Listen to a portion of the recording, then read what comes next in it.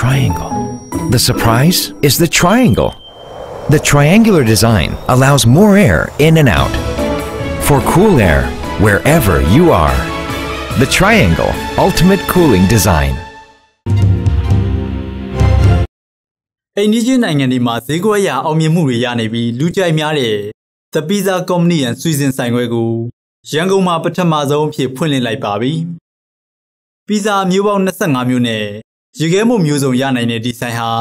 မတ်လ19ရက်နေ့မှာပဲရောင်းမလှအောင်ဖြစ်ခဲ့ရတာဘာကြောင့်ပါလဲ။အီတလီ Pizza စစ်ကိုမူလအရသာတိုင်းစားလို့တဲ့ကိုနေမျိုးဝင်းကတော့ကဘာကြီးဟာ global ဖြစ်လာပြီဆိုတာကိုသူလက်တွေ့ကြပိုပြီးခံစားလို့ရတယ်လို့ဆိုပါတယ်။ Pizza အထူးပြုဆိုင်မှန်စားလိုက်တာနဲ့တည်တယ်လို့ဆိုပါတယ်။ဒါဝင်လင်းလာတဲ့ကာလမှာကျွန်တော်တို့အတွက် acceptable ဖြစ်တဲ့ easy ဖြစ်တဲ့ used to ဖြစ်တယ်ပေါ့နော်။ဘာမှအတားအဆီးမရှိတော့ပဲကဘာကြီးက globalize ဖြစ်တယ်ဆိုတာလက်ရှိကတော့ခံစားလို့ရပါတယ်ဒီကမြင်းဒီကုန်းလမ်းဆောင်ကတကုံစင်တာမှာ The Pizza Company ရဲ့စီစဉ်ဆိုင်မဖွင့်ခင်ကတည်းက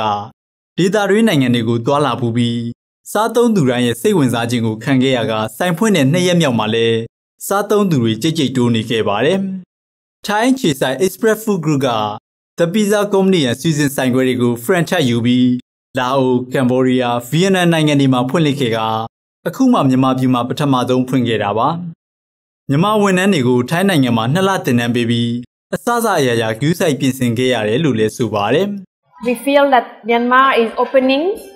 to international, especially with the SEA Games last year, and we think that it's ready to offer the international franchise, healthy food, and also we have ice cream. Both of the brands have been recognized as a very international and famous brand in Asia. ရန်ကုန်မြို့အတွင်းနောက်ထပ်ဆိုင်ခွဲတွေကိုဒီနှစ်မှာထပ်ဖွင့်ဖို့ရှိနေပြီးရန်ကုန်မှာအခြေကျရင်တော့အခြားမြို့တွေစီတိုးချဲ့မယ်လို့ဆိုပါတယ်။အစားအစာအတွက်ထိုင်းနိုင်ငံကနေအဓိကတင်သွင်းနေတာဖြစ်ပြီးအရေးအသွေးကနိုင်ငံတကာစံချိန်အတိအကျတိုင်းလိုက်နာတယ်လို့ဆိုပါတယ်။ And also that we plan to go out of Yangon, but in the future, because we feel like we need to make everything perfect, here first, and then we can go. နိုင်ငံတကာမှာအောင်မြင်ပြီးလူသိများတဲ့ကုန်မှတ်တစိတ်တိုင်းဟာမြန်မာပြည်မှာလူတိုင်းအတွက်လက်လန်းမမီသေးပဲလူဒန်းစားတရက်အတွက်ပဲဖြစ်နေသေးတယ်လို့ဆိုပါတယ်။ဒါပေမဲ့စားသုံးသူတွေအတွက်အရေးသွေးကောင်းကောင်းနဲ့ဝန်ဆောင်မှုကောင်းကောင်းကအဆင်ပြေတယ်လို့လည်းဆိုပါတယ်။